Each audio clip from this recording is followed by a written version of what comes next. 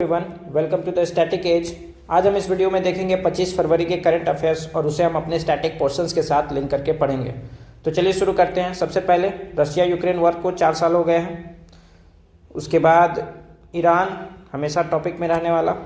उसके बाद है इसराइल के बाद है सुप्रीम कोर्ट के बाद है केरल का नाम चेंज है। उसके बाद न्यू सीड बिल है। उसके बाद HPV वैक्सीनेशन ड्राइव है और उसके बाद सी राजगोपालाचारी से रिलेटेड फैक्ट्स हैं कुछ। तो चलिए सबसे पहले शुरू करते हैं। रशिया यूक्रेन वॉर को 4 साल हो गए हैं, तो उसी पर जेलेंस्की ने कहा है कि 4 साल के बाद भी रशिया ने अभी यूक्रेन को तोड़ा नहीं है। तो सबसे पहले मैपिंग ही सबसे इम्पॉर्टेंट है इसमें। तो सबसे पहले यूक्रेन ये रहा। लड़ाई कहाँ हो रही है? लुहांस्क और दोनेत्स्क में। तो इसे ही सबसे पहले रशिया ने सबसे पहले तो इस दोनों को 2 कंट्री घोषित कर दिया था। उसके बाद जो है इस पर अटैक किया और इसे क्राइमियन पेनिनसुला को 2014 में इसे कैप्चर कर लिया था। तो सबसे पहले यूक्रेन के बॉर्डर स्टेट देख लेते हैं। तो Russia, Belarus, Poland, Slovakia, Hungary, Romania और मोल्डोवा। तो ये 7 स्टेट्स हैं जो यूक्रेन को बॉर्डर करते हैं। और इसमें सबसे इम्पोर्टेंट रिवर जुनिपर रिवर। उसके बाद ये है सी ऑफ एजोब, ये है ब्लैक सी। इन दोनों को जोड़ता है एक स्टेट जिसका नाम है कर्च स्टेट। और उसके बाद ब्लैक सी और यहाँ पे है सी ऑफ मारा। इन दोनों को एक स्टेट जोड़ता है जिसका नाम है बोस्पोरस स्टेट। और सी ऑफ मारा को एजियन सी से जोड़ता है जो कि पार्ट है मेडिटेरेनियन सी का। तो इससे कौन से स्टेट जोड़ते हैं? उसे डार्डेनिलियस स्टेट जोड़ते हैं। तो मैपिंग सीरीज में इतना ही है यूक्रेन के लिए। अब आगे बढ़ते हैं। तो Iran for any necessary steps to reach deal with US says minister. तो ईरान के अभी डील काफ़ी पेंडिंग चल रही है और US भी अटैक करने के मूड में लग रहा है। तो सबसे पहले तो ईरान का भी मैपिंग सीरीज ही है। मैपिंग हम लोग करीब 5-6 बार तो कर ही चुके होंगे। तो इस बार जो है बिना मैप के ही करेंगे ताकि याद हो जाए। तो सबसे पहले एंटी क्लॉकवाइज जाएंगे। तो सबसे पहले यहाँ पे क्या है? पाकिस्तान है। उसके बाद अफ़गानिस्तान है। उसके बाद तुर्कमेनिस्तान है। यहाँ पे क्या है? कैस्पियन सी। उसके बाद यहाँ पे है एजरबैजान।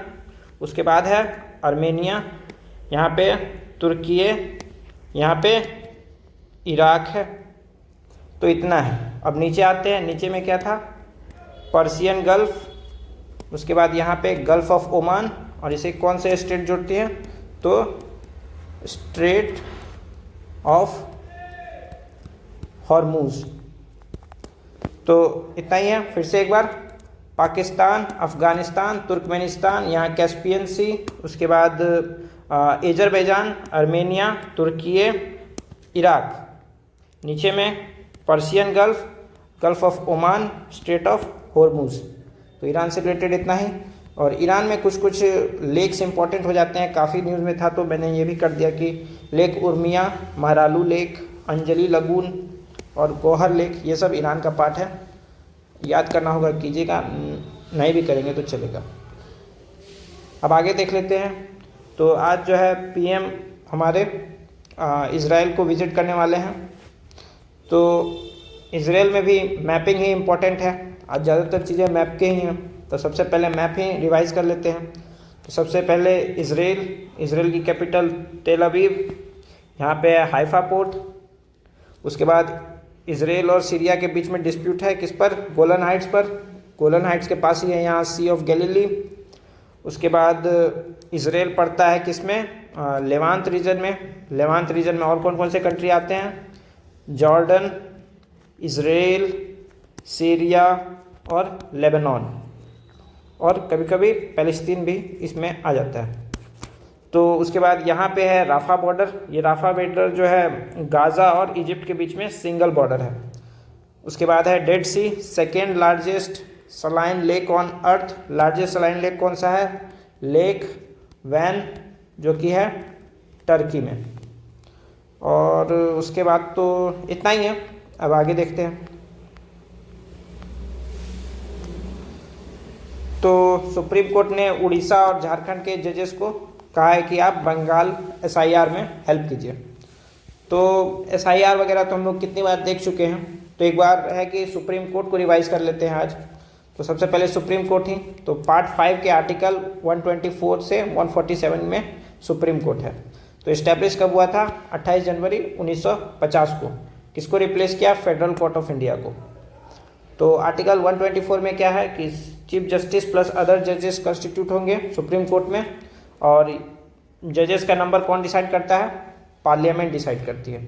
और यही हाई कोर्ट के अगर जजेस होते तो उसको कौन डिसाइड करते? प्रेसिडेंट करते। अभी कितने जज हैं? 33 + 1 34। आर्टिकल 124 में क्या है? अपॉइंटमेंट ऑफ जजेस कौन करते हैं? प्रेसिडेंट करते हैं। कैसे करते हैं? कॉलेजियम डिसाइड करती है। कॉलेजियम के member chief justice of India plus 4 senior most जजेस। क्वालिफिकेशन क्या होने चाहिए? सिटीजन ऑफ इंडिया होने ही चाहिए, 5 साल हाई कोर्ट जज होने चाहिए, या तो हाई कोर्ट के एडवोकेट 10 साल होने चाहिए, या फिर डिस्टिंग्विश्ड ज्यूरिस्ट होने चाहिए। आर्टिकल 124 रिमूवल की बात करता है। कौन कौन से ग्राउंड्स हैं? प्रूवन मिसबिहेवियर और इनकैपेसिटी है। और प्रोसेस क्या है? स्पेशल मेजोरिटी लगता है। एक बार ये भी देख लेते हैं। सबसे पहले लोकसभा राज्यसभा से रिजोल्यूशन पास करेगा। लोकसभा में है तो 100 मेंबर्स, राज्यसभा है तो 50 मेंबर्स। उसके बाद वहाँ के चेयरमैन डिसाइड करेंगे इसको एडमिट करना है कि नहीं। एडमिट किया तो नीचे जाएगा, नहीं एडमिट किया तो वहीं खत्म हो जाएगा। अगर एडमिट हो गए तो 3 मेंबर की इंक्वायरी बैठेगी। इसके मेंबर कौन कौन से? सुप्रीम कोर्ट जज है, chief justice of high court, या फिर डिस्टिंग ज्यूरिस्ट। ये तीनों मेंबर इसकी इंक्वायरी करेंगे। इंक्वायरी में अगर ग्राउंड्स जो हैं ये प्रूव मिसबिहेवियर और इनकैपेसिटी के, ये सब ग्राउंड अगर सही होते हैं तो फिर आगे जाएगी। अगर नहीं प्रूव होते हैं तो वहीं पे ख़त्म हो जाएगी। उसके बाद आएंगे, अगर ये साबित हो जाती है तो पार्लियामेंट के दोनों हाउस से 2/3 मेजोरिटी, स्पेशल वाली 2/3 of the present and voting plus 50% of the total strength of the house, इससे स्पेशल मेजोरिटी से दोनों हाउस में पास करना होगा। उसके बाद प्रेसिडेंट्स ऑर्डर दे देंगे। अब सुप्रीम कोर्ट की ज्यूरिसडिक्शन देख लेते हैं। आर्टिकल 131 में मेंशन करता है ओरिजिनल ज्यूरिसडिक्शन। अगर कोई सेंटर वर्सेस स्टेट के बीच में डिस्प्यूट हो गया, या फिर स्टेट वर्सेस स्टेट के बीच में डिस्प्यूट हो गया, तो वो सीधा सुप्रीम कोर्ट जाएगी। ये क्या है? एक्सक्लूसिव ओरिजिनल ज्यूरिसडिक्शन है। तो ये दोनों अगर केस हो गए तो सिर्फ सुप्रीम कोर्ट ही सुनवाई करेगी। आर्टिकल 32 में क्या है? Writ jurisdiction. जो भी हमारे फंडामेंटल राइट्स को प्रोटेक्ट करने के लिए ये रिट ज्यूरिसडिक्शन किसको मिला है? सिर्फ सुप्रीम कोर्ट को मिला है। हाई कोर्ट को भी मिला है, लेकिन वो आर्टिकल 226 से मिला है। इसमें हाई कोर्ट लीगल राइट्स को भी फॉलो करने के लिए रिट इशू कर सकती है, और फंडामेंटल राइट्स को भी। और आर्टिकल 32 में सिर्फ सुप्रीम कोर्ट सिर्फ फंडामेंटल राइट्स इशू करने के लिए ही कर सकती है। तो आर्टिकल 32 का स्कोप जो है, आर्टिकल 32 का स्कोप कम है आर्टिकल 226 के स्कोप से, क्योंकि हाई कोर्ट जो है लीगल राइट्स के लिए भी इशू कर सकती है। तो इसी आर्टिकल 32 को heart and soul of constitution का है। कॉन्स्टिट्यूशनल रेमेडीज इसमें मिलते हैं। और कौन कौन से रिट्स एक बार वे भी रिवाइज कर लेते हैं। सबसे पहले habeas corpus to have the body, mandamus we command, prohibition कोई प्रिवेंट करने के लिए लोअर कोर्ट्स के जजमेंट को, और शेरिशरी जजमेंट दे दिया है उसको क्वेश करने के लिए, और को वारंटो कौन सी अथॉरिटी से बैठे हो। आर्टिकल 143 में एडवाइजरी जुरिडिक्शन है। अगर प्रेसिडेंट को कोई सलाह लेनी हो सुप्रीम कोर्ट से तो वो कर सकती है। तो कौन कौन से? तो प्री कॉन्स्टिट्यूशनल ट्रीटी में, या फिर नेशनल इम्पोर्टेंस के इशू पर। तो प्री कॉन्स्टिट्यूशनल ट्रीटी है तो सुप्रीम कोर्ट को बाइंडिंग है इस पर अपना व्यू देना, और नेशनल इम्पोर्टेंस के लिए है तो इस पर मैंडेटरी नहीं है सुप्रीम कोर्ट को। इन दोनों से जो भी एडवाइस मिला तो वो भी प्रेसिडेंट पर बाइंडिंग नहीं है।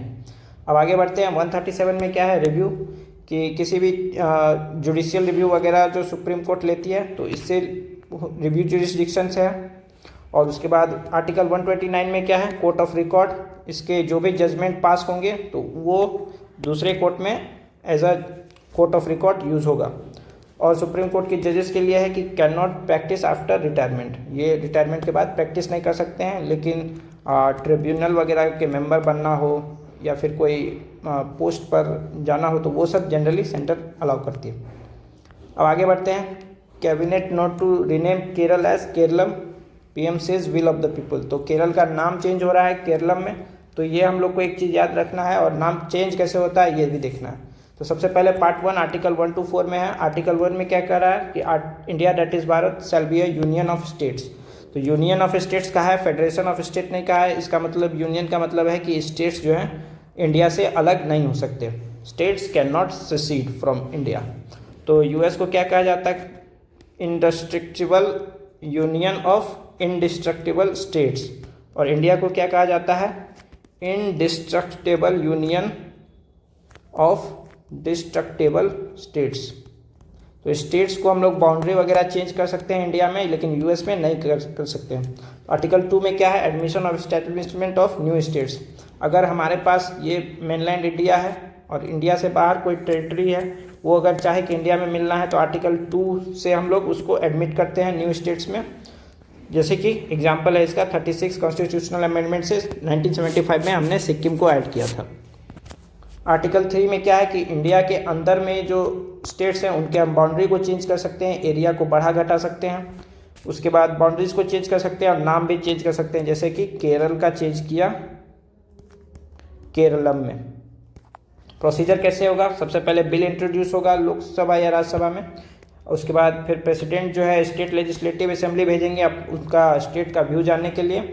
बाइंडिंग नहीं है स्टेट का व्यू। उसके बाद सिंपल मेजोरिटी से पास करके स्टेट का जो भी चेंज करना है कर सकते हैं। आर्टिकल 4 क्या है कि अगर इसमें 2 और 3 में जो भी अगर चेंज करने हो या फिर फर्स्ट शेड्यूल या फोर्थ शेड्यूल में चेंज करने हो। फर्स्ट शेड्यूल में क्या है? स्टेट्स और यूनियन टेरिटरीज के नाम है, और फोर्थ शेड्यूल में क्या है? राज्यसभा के सीट एलोकेशन है। तो अगर ये सब में चेंज अगर लाते हैं तो उसे आर्टिकल 368 के अंदर अमेंडमेंट नहीं माना जाएगा। अब आगे बढ़ते हैं। सबसे पहले है कि new seed bill likely in second part of budget session. तो नए सीड बिल लाने की तैयारी में है। क्यों ज़रूरत पड़ी इसकी? क्योंकि फेक सीड्स को रोकना है और नए जो भी सीड्स के वैरायटीज़ हैं उसका डेटाबेस गवर्नमेंट के पास रहे। उसके बाद जो भी अगर रजिस्टर्ड नहीं है तो उनको इलीगल मान ले, और क्या है, और फ्रॉड कम हो फार्मर के साथ, और यूनिफॉर्म स्टैंडर्ड्स कंट्री में हो। तो उसी के लिए है। अभी तो प्रपोज नहीं हुआ है, जब आएगा बिल तो देखा जाएगा।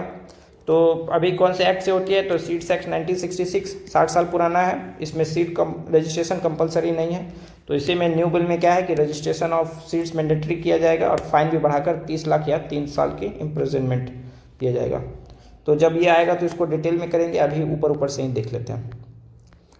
अब आगे है centre to soon roll human papilloma virus vaccination drive for girls age 14 years. तो 14 ईयर्स के गर्ल्स के लिए सेंटर ने अब एक वैक्सीनेशन ड्राइव शुरू करने का फैसला लिया है।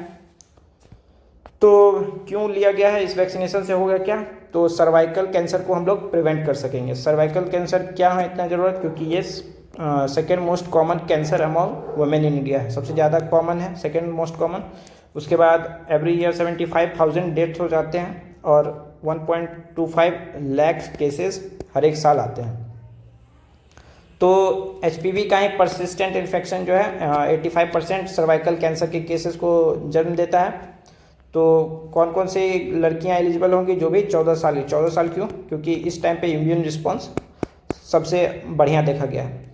तो 1.15 करोड़ को ये लड़कियों को ये मिलने वाला है ये सिंगल डोज वैक्सीनेशन। अब स्टैटिक एज में जानते हैं तो ये DNA वायरस है और स्प्रेड कैसे होता है? तो सेक्सुअली ट्रांसमिटेड इन्फेक्शन है और वैक्सीन है तो है, बिल्कुल है। तो ये विदेश वाली ये है और हमारे इंडिजीनियस सर्वावैक है। इसे किसने बनाया? सीरम इंस्टीट्यूट ऑफ इंडिया ने। अभी WHO से अप्रूवल नहीं मिला है। अब एक बार DNA और RNA में डिफरेंस देख लेते हैं। तो DNA में क्या है? डीऑक्सी राइबोन्यूक्लिक एसिड, इसमें राइबोन्यूक्लिक एसिड। ये स्टेबल है लेकिन ये स्टेबल नहीं है, काफ़ी अनस्टेबल है। तो इसका मतलब क्या हुआ कि इसमें जेनेटिक कैरेक्टर में चेंजेस आते रहते हैं, इसमें जल्दी नहीं आते हैं। तो ये न्यूक्लियस में रेप्लिकेट करता है और ये साइटोप्लाज्म में रेप्लिकेट करता है। तो ये वाला इम्पॉर्टेंट है। और उसके बाद इसका वैक्सीनेशन अगर एक बार होए तो लॉन्ग लास्टिंग होगा, लेकिन इसमें जो है अपडेट होने लगता है। जैसे कि DNA का स्मॉल पॉक्स हो गया एग्जाम्पल, ह्यूमन पैपिलोमा वायरस हो गया एग्जाम्पल, और RNA का कोविड-19 में कितने सारे वेरिएंट थे तो इसीलिए ये हाईली अनस्टेबल है। फ्लू हो गया, पोलियो हो गया, इबोला हो गया, ये सब RNA वायरस के एग्जाम्पल हैं। अब आगे देखते हैं। तो कल वाले टॉपिक पे ही हिस्ट्री का लेसन, तो हमारे लिए राजा जी इंपॉर्टेंट हो जाएंगे। तो राजा जी कौन थे? श्री राजगोपालाचारी थे।